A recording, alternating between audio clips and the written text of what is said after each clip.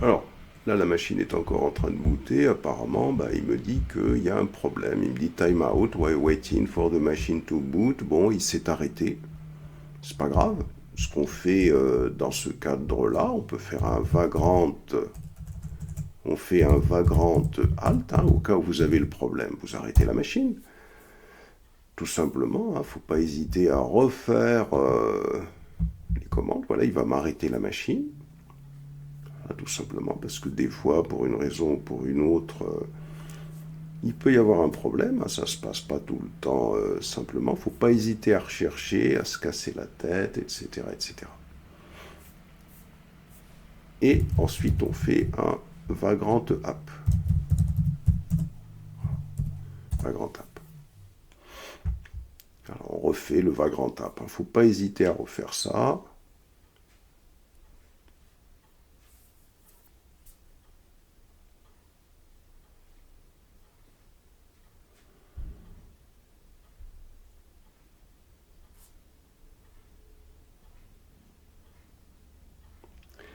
Et vous voyez, là, je relance la machine.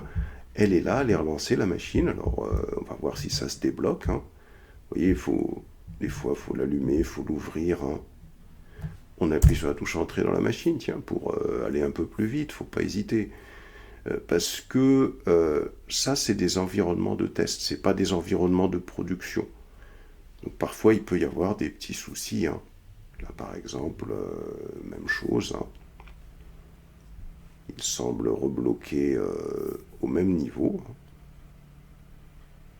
Il semble rebloquer au même niveau. Et patiente un petit peu. Est-ce que ça va se débloquer ou pas?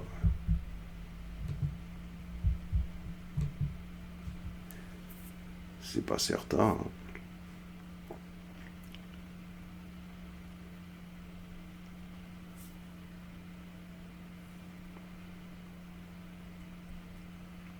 Alors il est sur SSH username vagrant et SSH AUTH mode private key. Rien n'empêche quand on est bloqué comme ça d'aller rechercher, vous voyez en même temps, on peut aller sur ChatGPT et sur ChatGPT pendant qu'il est en train de travailler. Alors peut-être d'ici là le problème sera réglé, mais on va sur ChatGPT, pardon, hop, en attendant, voilà.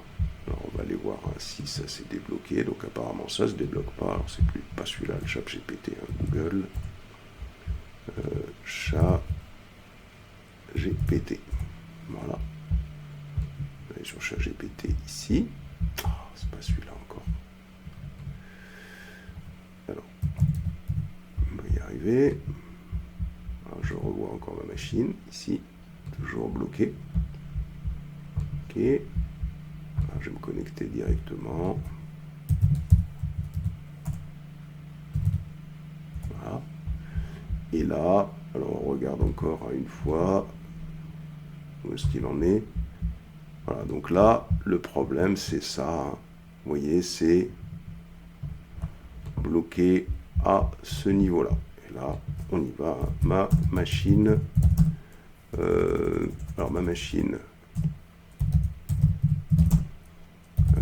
Vagrant app avec VirtualBox est bloqué au niveau. Hop, et vous balancez le message.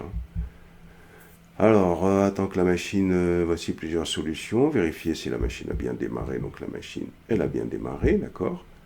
Si elle est en mode running mais que Vagrant ne peut pas s'y connecter, voilà, vérifier les logs de la VirtualBox, c'est ce qu'il nous dit. Vagrant reload, si la VM est bien en cours d'exécution, augmenter le délai d'attente de SSH, on va peut-être pas faire ça. Alors ça, faut vérifier cela, vérifier si OpenSSH est installé, vérifier si VirtualBox est installé et compatible. Vagrant version, supprimer, recréer la box, c'est peut-être plutôt ce qu'on va faire.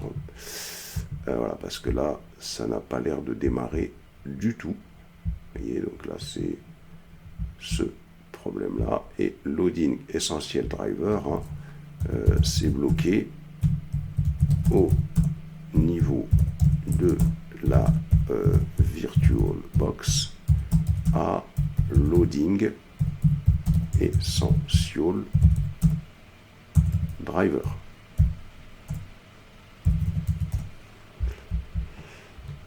Ici, si la machine est bloquée dans BIOS, ça signifie que on compte un problème. Voilà, donc on va avoir plusieurs solutions. Redémarrer VirtualBox en tant qu'administrateur, on va peut-être pas faire ça. Ça, le box, non. Désactiver l'hyper-V, on ne pense pas. Vérifier les paramètres de la VM, peut-être ça, c'est possible. Changer la version de la VM dans VirtualBox. Oui, ça c'est possible aussi. Réinstaller VirtualBox et Vagrant, bon, peut-être pas, parce que là, on l'a déjà fait. Créer une nouvelle VM propre. On va faire comme ça, exactement. Donc on revient. Donc là, ça ne veut pas démarrer. Bah, écoutez, on ne va pas se casser la tête. Hein. On revient ici. Vous faites un CTRL-C. Voilà. Vous faites un Vagrant. Vous faites un Vagrant Alt. Déjà, il faut arrêter la box hein, quand on a un problème. On commence par ça.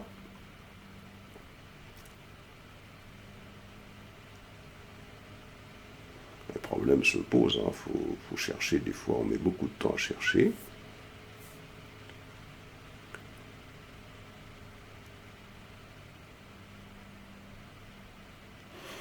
Voilà. Ensuite, Vagrant Destroy, on va la détruire la box complètement. La box qu'on vient de créer, on la détruit. Alors ça ne va pas détruire le fichier Vagrant File par contre. Hein. On fait un Vagrant Destroy, on fait un Yes, on la détruit complètement. On va aller revoir éventuellement comment on avait configuré le fichier Vagrant File. Hein. Peut-être qu'il y a quelque chose qu'on n'a pas bien fait. On descend. Alors voyons. Ici, j'ai bien mis le Private Network 56.20. Voilà, donc a priori, hein, je n'ai pas fait d'erreur ici. Alors, ici, voilà, donc là, on a mis la taille de la mémoire. OK. Et le Vagrant de provision, de toute façon, ne s'est pas déclenché encore. On va recommencer. Et Vagrant App, on va recommencer et on va alors, redémarrer une box pour voir si cette fois-ci ça va passer ou pas.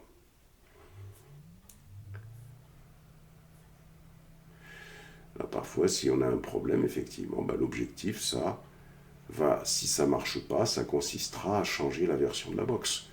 Au lieu de faire une Ubuntu 22, pourquoi pas faire une Ubuntu 20 et puis c'est tout. Hein. Parfois, ça peut être lié à ça. Surtout si ça a marché précédemment. Hein, si vous avez pu créer des machines virtuelles précédemment, voilà, donc ça veut dire que, voilà, donc on voit que le port 22 est ouvert, il boot la VM. Bon, jusqu'à là, c'est ce qui s'est passé jusqu'à présent. Donc on fait virtual, alors VirtualBox ici. Voilà, je vais l'ouvrir hein, pour aller voir qu'elle boot bien. Où est-ce qu'elle est? Voilà, elle est là, ici. Je l'affiche. Voilà. Donc la box, je capture pour rentrer dans ma box carrément. Hein. Pour ressortir, il faut juste appuyer sur le bouton CTRL à droite hein, de votre écran. Alors, qu'est-ce qui se passe là? Est-ce que ça va me dépasser le stade